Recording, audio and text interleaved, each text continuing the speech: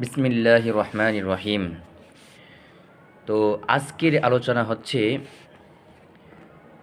জুনুবি ব্যক্তি যদি গড়ে থাকে তাহলে সেখানে রহমতের ফেরেশতা প্রবেশ করবে কিনা। তো সুনানে আবু দাউদের 227 নং হাদিসের মধ্যে এসেছে, হযরত আলী রাদিয়াল্লাহু তাআলা আনহু থেকে বর্ণিত যে রাসূলুল্লাহ সাল্লাল্লাহু আলাইহি ওয়াসাল্লাম ইরশাদ ফরমায়াছেন, লা তাদখুলুল মালাইকাতু বাইতান ফিহি সূরাতুন ওয়ালা কালবুন ওয়ালা জুনুবুন, যে রহমতের ফেরেশতা ওই ঘরে প্রবেশ করবে না যার মধ্যে ছবি এবং কুকুর থাকে এবং জুনুবি ব্যক্তি থাকে। তো এই হাদিস দ্বারা বোঝা যায় যে যেই ঘরের মধ্যে বা যেই ব্যক্তি জুনুবি অবস্থায় থাকে, তো জুনুবি অবস্থায় ঘরে অবস্থান করার কারণে এই ঘরের মধ্যে রহমতের ফেরেশতা প্রবেশ করবে না।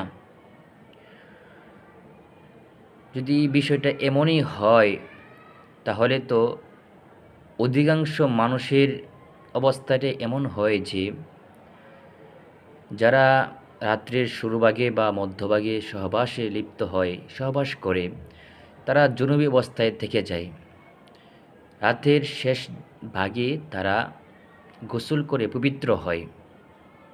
যদি বিষয়টা এমনই হয় যে প্রবেশ করবে না রহমতের ফেরেশতা জুনুবি হওয়ার কারণে, তাহলে কারো ঘরেই রহমতের ফেরেশতা প্রবেশ করবে না। অথচ হাদিসের শুরুতে 226 নং হাদিসের মধ্যে আছে যে আল্লাহ রাসূল সাল্লাল্লাহু আলাইহি ওয়াসাল্লাম এই জানাবাতের গোসল অর্থাৎ ফরজের গোসলকে তিনি বিলম্ব করে রাতের শেষ ভাগে পড়তেন কোনো সময়। তাহলে কোনো সময় রাসূলুল্লাহ সাল্লাল্লাহু আলাইহি ওয়াসাল্লাম জানাবাতের গোসল রাতের শেষ ভাগেও পড়তেন। তো এই হাদিস আর আগের হাদিস, এই দুই হাদিসের মধ্যে তাআরুজ বেজে যায়, দ্বন্দ্ব বেজে যায়। তো এর সমাধান কি? সংক্ষেপে বলা হচ্ছে, এর সমাধান হচ্ছে যে হাদিসের মধ্যে আসছে যে যেই ঘরের মধ্যে জুনুবি থাকে সেখানে রহমতের ফেরেশতা প্রবেশ করে না, এখানে উদ্দেশ্য কোন জুনুবি উদ্দেশ্য এটা বুঝতে হবে যে এখানে আসলে জুনুবির দ্বারা কোন জুনুবি উদ্দেশ্য, সব জুনুবি উদ্দেশ্য নাকি কোনো খাস জুনুবি উদ্দেশ্য। তো আসলে আদ-দুররুল মানদুদ একটি সুনানে আবু দাউদের সরা, সেখানে এর ব্যাখ্যা লিখতে বলেছেন,